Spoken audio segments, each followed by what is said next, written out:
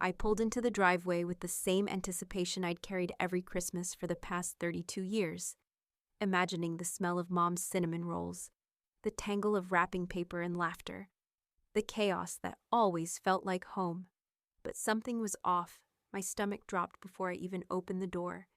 The spot where my car had always rested, right in front of the garage, my little claim of familiarity, was occupied by a stranger's vehicle. Dark blue, sleek, impersonal. The license plate was foreign to me. I froze, gripping the steering wheel, trying to convince myself this was a mistake. Maybe I'd misremembered, maybe someone was borrowing it.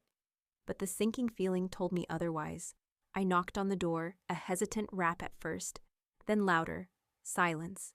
The kind of silence that presses against your chest and leaves your ears ringing. My fingers trembled as I unlocked my phone and typed a message to Mom. "Hey, is dinner still at home tonight?"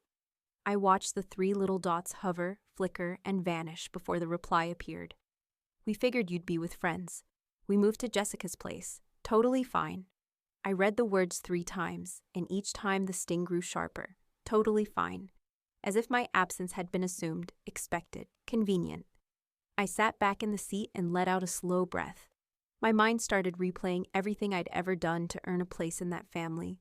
The birthdays Mom forgot. The quiet hours helping Jessica with school projects. The evenings I stayed home so Danny could throw another gathering I'd never be invited to. Every memory felt magnified. Every slight sharpened by the cold winter air pressing against the car windows.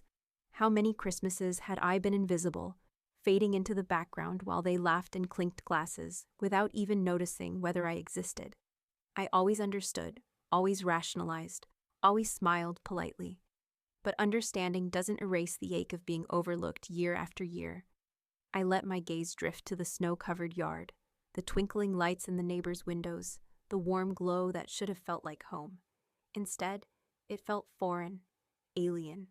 I thought about my parents, how casually they had reshuffled the family plans, how effortlessly they assumed my compliance. How long had I allowed them to treat me like an optional accessory, present only when convenient? That quiet resentment stirred something unfamiliar. It wasn't anger yet, not fully, but it was the faint spark of awareness that my absence might not just be invisible, it might be powerful. I typed back a brief response, careful, neutral. Totally fine. Maybe next year. I didn't know if I meant it or if I was just buying time while my mind turned over possibilities. Instead of slamming the door or storming off, I lingered in the car, letting the heat rise around me, letting the world blur past the windshield as I started calculating. If they could disregard me so casually, if my presence was truly optional, what happened when I made myself entirely unavailable? The thought was intoxicating, and I felt a pulse of quiet excitement that scared me as much as it thrilled me. I started the engine and let it idle, watching the stranger's car in my spot as a metaphor for all the ways I'd been sidelined. My heartbeat quickened, and for the first time in years, I considered leaving, not in anger, not in hurt, but as a strategy. To vanish completely, to see what happened when the invisible one stopped showing up. The idea was dangerous, exhilarating, terrifying. I had never been the type to plan, to act in secrecy, to take control of a situation so decisively. And yet, the thought nestled itself in my chest and refused to leave. By the time I turned onto the street, leaving the twinkling lights and the silent house behind, I knew I had crossed a threshold. Something inside me had shifted. I didn't yet know how far I would go, or how I would do it, or what I would become on the other side, but I knew this. I was done being ignored. I was done being expected to disappear quietly, and for the first time, the idea of disappearing entirely didn't feel like loss. It felt like power. My name is Alara, and this year, I was going to see what happens when they finally noticed me. Too late. I slipped quietly out of my old apartment the week after Christmas, the chill of winter clinging to my coat as if it knew I was leaving more than just a place. My car, once a symbol of routine and familiarity, was sold within 2 days, the keys handed off to a stranger who barely glanced at me. I packed only what I needed, tossing years of habit and sentimentality into bags that barely weighed a thing. No goodbyes, no explanations, no traces left behind. I disappeared the way I should have long ago, leaving a faint echo of my presence for the family to notice, or fail to notice. The exhilaration of moving unseen was sharp, addictive, the kind that made my pulse quicken even as it calmed the old, constant ache of being overlooked. I rented a modest apartment abroad under a pseudonym, a place where no one knew my face, my name, or my history. Every door I opened and every street I walked felt like claiming a small corner of the world for myself, free from the expectations and casual betrayals of my old life. The first weeks were disorienting in the best possible way. I threw myself into work I had long postponed, graphic design projects that had once lived only in daydreams. Online courses stretched my skills. Late-night freelance gigs tested my patience and discipline, and every small success, every client who responded with admiration to my designs, built confidence I had never truly allowed myself. I began to understand something I had never known. My worth did not exist in the approval of my family, nor in the polite nods of casual acquaintances. It existed in the work I could complete, the knowledge I could accumulate, the life I could craft with my own hands. Nights blurred into early mornings, filled with glowing screens and careful sketches, and slowly, deliberately, I became a person of consequence in a world that did not know me. Meanwhile, news from home filtered through in fractured bursts. Photos of Christmas dinners, candid family snapshots, and the occasional group message reminded me of the life I had left behind. Jessica's texts grew more frantic. Moms veered between guilt and passive-aggressive commentary, and Danny sent cryptic, occasionally panicked messages that implied curiosity but demanded answers I refused to give. Every ping, every unanswered message reinforced the lesson I was beginning to cherish. They did not control me, and their attention was irrelevant to my identity. I journaled obsessively, recording the subtle betrayals, the years of being invisible, the quiet ways they had overlooked my contributions and erased my presence. Each entry clarified my path forward, transforming pain into precision, disappointment into strategy. A year was no longer merely a measure of time. It was a rehearsal, preparation for the moment I would return on my terms. I was no longer hurt. I was calculating, refining, planning a reclamation that would leave no doubt about who I was and what I deserved. By the end of that year, I booked my flights back to the States, the details precise and deliberate. I didn't crave attention, I craved proof that my absence could not be ignored, that my worth could no longer be underestimated, and that the invisible could become undeniable. Every choice I had made, every quiet triumph, led to this moment. I leaned back in my chair and stared at the itinerary, my heart a steady drumbeat of anticipation and quiet triumph. Soon they would know. Soon they would see me. Not the one who had waited politely in the background, but the one who had been building, preparing, and planning all along. And they would have no choice but to acknowledge it. I stepped off the plane with the same calm, measured confidence I had cultivated over the last year, the chill of winter hitting my face as if welcoming me back. Nobody knew I was here. I walked through the airport like any traveler with business to conduct, my bags light, my identity fluid. The city felt smaller than I remembered, sharper in its edges, like it had been waiting for me to notice it again. Driving past my old neighborhood, my eyes automatically went to the driveway. The car in my spot was still there, still foreign, still a silent reminder of the absence I had left behind. I smiled quietly, letting the irony wash over me. They had assumed I would be invisible, and for a year, I had been exactly that. My first days back were calculated and deliberate. I rented a modest apartment a few blocks from the city center, something functional, something that allowed me to observe without being observed. I reconnected with local contacts I had, nurtured before leaving, slipped quietly into networks that mattered, and began upgrading the small infrastructure of my life without fanfare. A new phone, new routines, new habits, all designed to reinforce a presence that could move unseen but leave subtle impressions. I watched from a distance as my family continued their routines, oblivious to my return, wrapped up in their dinners, their decorations, their chatter that no longer included me, the ease with which they had carried on in my absence, The casual assumption that I would never return gnawed at something deep inside me, but it also fueled a quiet, deliberate satisfaction. Every encounter, no matter how small, was a test.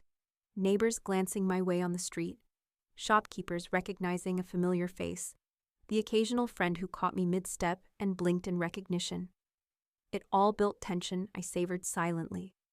I felt the pulse of anticipation thrumming in my chest. I wasn't rushing, not yet. Patience was a weapon, and every day I moved with it. Every unnoticed action was another brick in a structure that would soon become undeniable. The stakes weren't just about one missed Christmas. They were about every slight, every overlooked effort, every moment I had been rendered invisible without consent. The frustration simmered beneath my calm exterior, a controlled fire that would eventually ignite in full clarity. I left traces deliberately, almost imperceptibly, to remind them I existed. A carefully placed social media post showing an event I attended, a mention in a local newsletter about a project I had contributed to. Nothing direct, nothing aggressive, just enough to pique curiosity. I watched the ripple effects from the shadows, reading the subtle anxiety creeping into messages I had no intention of answering yet. They noticed something, just enough to unsettle them, to make them question the blank spaces where I should have been. By the end of that week, I felt the tension settle into a tangible rhythm, a quiet hum that vibrated through every step I took. I hadn't revealed myself, but I had begun to reshape the world around me simply by existing within it again. I had become a presence that could not be ignored, a shadow at the edges of their awareness that promised a reckoning they couldn't yet see coming. And that, I realized with a thrill I had not felt in years, was only the beginning. The first few weeks back in town were deliberate, almost surgical.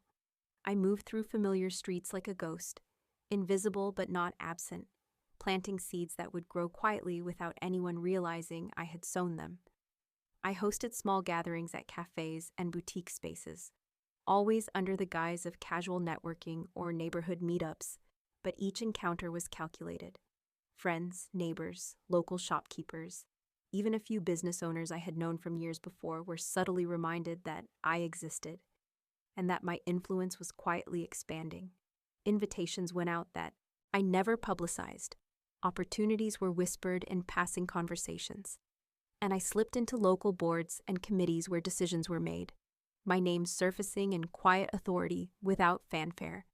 They could sense something shifting, a presence brushing against the edges of their world, yet they had no idea how fully prepared I had become.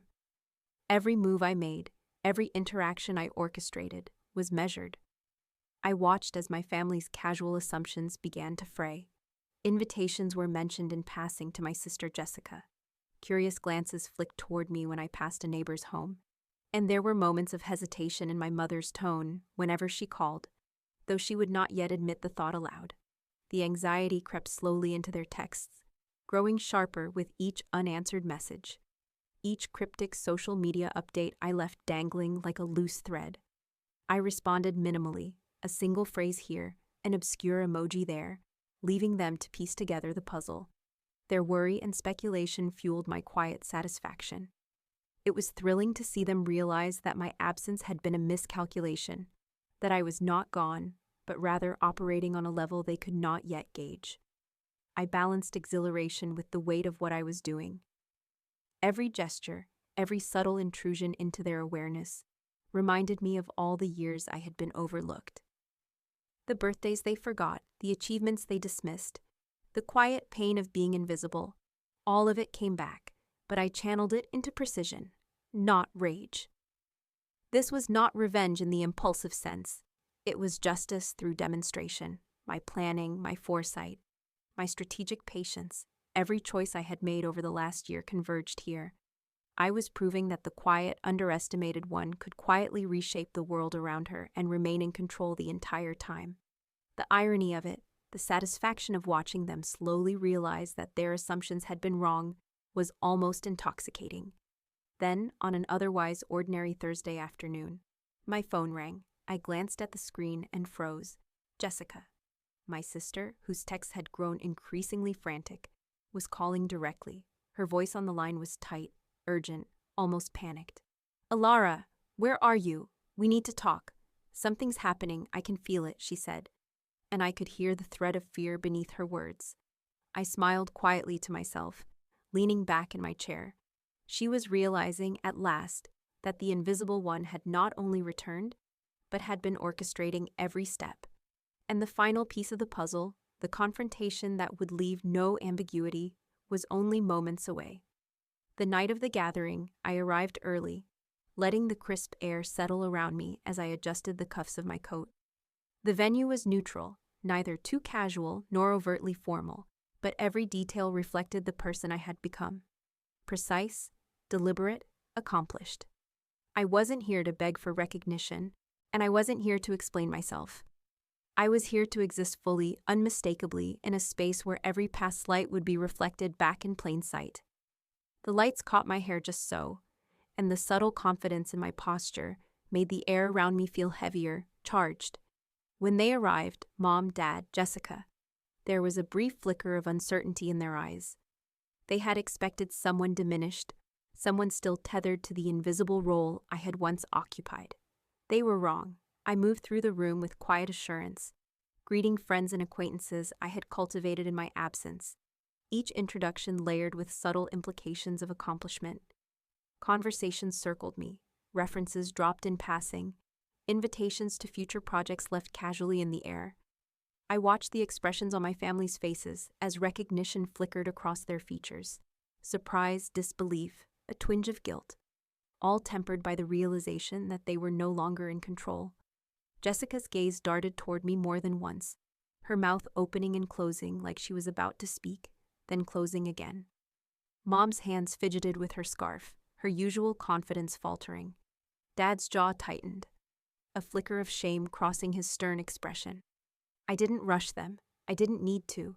The work of a year had built itself into a quiet, undeniable dominance.